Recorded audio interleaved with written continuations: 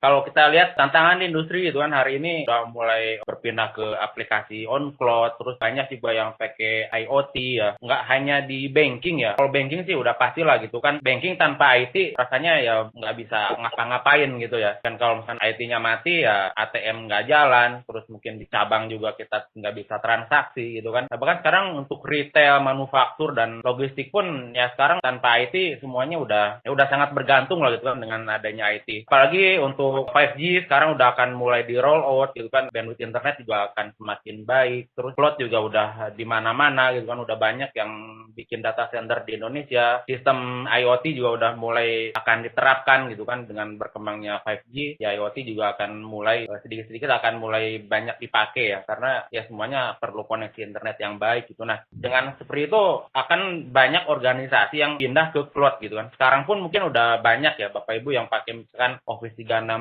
atau mungkin pakai Salesforce. Ada yang sebagian dipindahkan ke cloud gitu untuk aplikasinya, ada yang di AWS atau mungkin ada yang di Azure. Nah, kalau misalkan lihat survei ya 76% itu kurang lebih akan multi cloud gitu. Artinya multi cloud itu ya nggak hanya ada di salah satu aja, mungkin nggak cuma ada di AWS, tapi ada yang di AWS, ada yang di Azure, ada yang pakai yang SaaS Office 365, tapi ada sebagian juga yang bertahan tetap di on premise. Jadi udah environment-nya tuh udah di mana-mana gitu, udah nggak ngelihat uang dan waktu lagi lah gitu istilahnya. Jadi itu yang mungkin akan jadi tantangan kalau misalkan dari cabang-cabang kan mesti pakai link private gitu kan, yang ya kita tahu lah gitu kan, link private harganya cukup mahal gitu kan, dan bandwidth-nya pun kecil gitu kan. Terus di masing-masing cabang juga kita mesti config masing-masing routernya, masing-masing firewall-nya gitu kan. Ya mungkin kalau cabangnya di bawah 10 gitu kan kita masih bisa monitor, tapi kalau udah cabang kita ratusan gitu kan, apalagi mungkin ada yang mobile cabangnya. Nah itu untuk monitor itu perlu banyak orang. Cara konfigurasi atau policy pun bisa jadi nggak konsisten gitu kan. Kita mesti bikin kayak semacam Excel kan. Oh ini cabang ini IP-nya berapa, tipe router ini kan apa, terus bandwidth-nya berapa besar gitu kan. Nah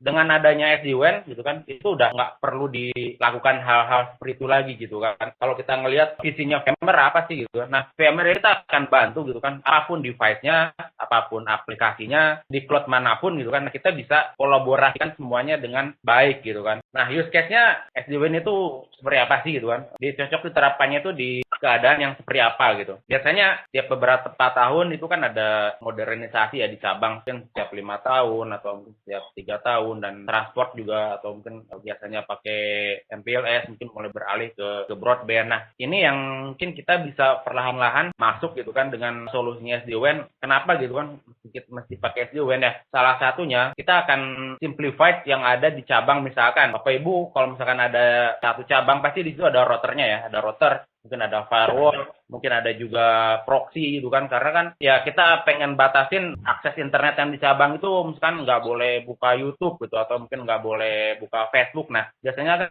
pasang proxy gitu di sana, atau semuanya biar di cabang nggak terlalu banyak device, ya udah pokoknya semuanya tarik dulu ke data center gitu kan. Ada juga yang case-nya seperti itu, kita tarik dulu ke data center, kita filter semua di data center, dan di data center baru nanti keluar ke internet. Nah itu kan mungkin secara perangkat gitu kan di cabang akan sedikit, tapi ya bandwidth MPLS-nya atau bandwidth private-nya yang mahal itu malah dipakai buat internet. Jadi ya itu sesuatu yang mungkin kurang tepat gitu ya, karena ya sayang gitu kan, itu jadinya jatuhnya internet di cabang ya jadi sangat mahal gitu kan. Apalagi kalau mungkin aplikasinya udah ada yang di SaaS gitu, udah ada yang di Office 365 misalkan untuk email, atau mungkin ada yang di Salesforce juga untuk aplikasi-aplikasi lainnya ya, itu cukup signifikan gitu kan dari si cost yang mungkin Bapak Ibu nanti harus keluarkan setiap bulan atau setiap tahunnya. Nah solusinya SD-WAN VeloCloud atau SD-WAN-nya VMware ini seperti apa sih gitu kan. Kalau kita lihat, kita udah nggak ngelihat lagi link apa sih yang dipakai gitu kan. Mau itu pakai private atau MPLS, mau pakai broadband, bahkan mau pakai LTE sekalipun, kita bisa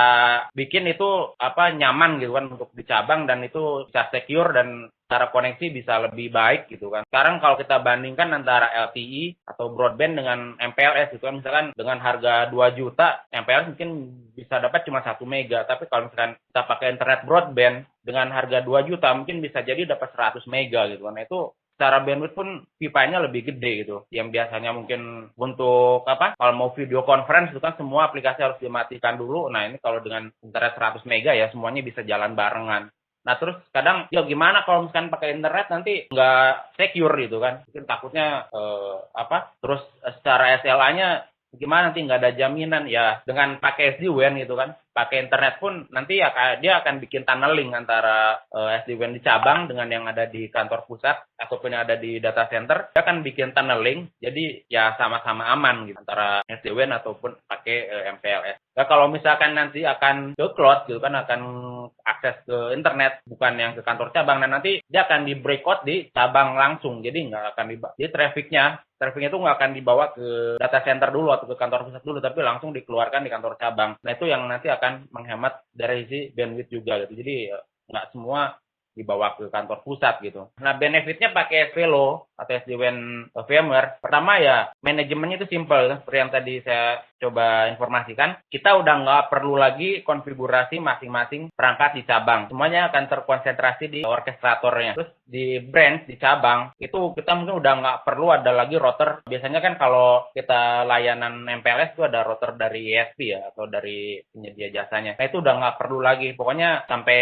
ada modem internet atau mungkin sampai ada kabel internet ya udah itu sampai situ. Nanti ada SD-WAN, kalau misalkan nggak perlu switch gitu kan, kalau cuma ada 5 apa 6 orang ya udah pakai wifi aja, wifi-nya pun udah ada di SD-WAN-nya gitu, nggak perlu ada wifi tambahan. Dan kalau misalkan untuk firewall-nya gimana gitu kan, nah SD-WAN-nya Velo ini punya kelebihan, untuk firewall-nya kita bisa insert kan, firewall-nya biasanya kita pakai Palo Alto gitu, nah itu kita bisa insert firewall-nya Palo Alto ke dalam SD-WAN-nya si Velo gitu kan, karena kan ya seperti kita tahu lah kalau VMware ini kan dari dulu tuh udah terkenal dengan penyedia virtualisasi ya. Jadi di dalam SD-WAN-nya pun kita bisa virtualisasi untuk kan kita mau tambahkan Palo Alto atau kita mau tambahkan Fortinet gitu kan, nah kita bisa gitu kan yang virtual ya, yang virtual kita bisa tambahkan ke sana. Terus untuk optimalisasi ke akses ke cloud gitu kan. Nah, tadi kan ada SD-WAN gateway ya. Nah, dengan SD-WAN gateway ini ya kita udah seamless kalau misalkan mau migrasi dari on-prem ke cloud ya, kita udah ada SD-WAN gateway gitu kan. Itu nanti bisa di-optimize gitu kan untuk trafficnya. Jadi nggak internet biasa, tapi trafficnya pun bisa kita optimize traffic ke arah internetnya. Kalau beberapa SD-WAN brand lain ya kalau ke arah internet gitu kan nggak ketemu SD-WAN dia lagi, ya udah gitu kan trafficnya traffic biasa aja, nggak bisa di-optimize. Nah kalau pakai Velo tuh nanti bisa di-optimize untuk trafficnya. Apa sih bedanya SD-WAN-nya Velo atau SD-WAN-nya VMware dengan SD-WAN yang lain gitu kan ya tadi. Sama ya kita zero touch deployment, jadi cara deployment kita udah nggak perlu nunggu SD-WAN Edge-nya atau mungkin kita juga nggak perlu nge-config ke SD-WAN Edge-nya. Tim IT yang handle SD-WAN pun bisa jadi yang nggak pernah pegang gitu kan si SD-WAN yang akan dikirim ke cabang-cabang itu mungkin cuma beberapa aja buat contoh, bukan buat bikin dokumentasi.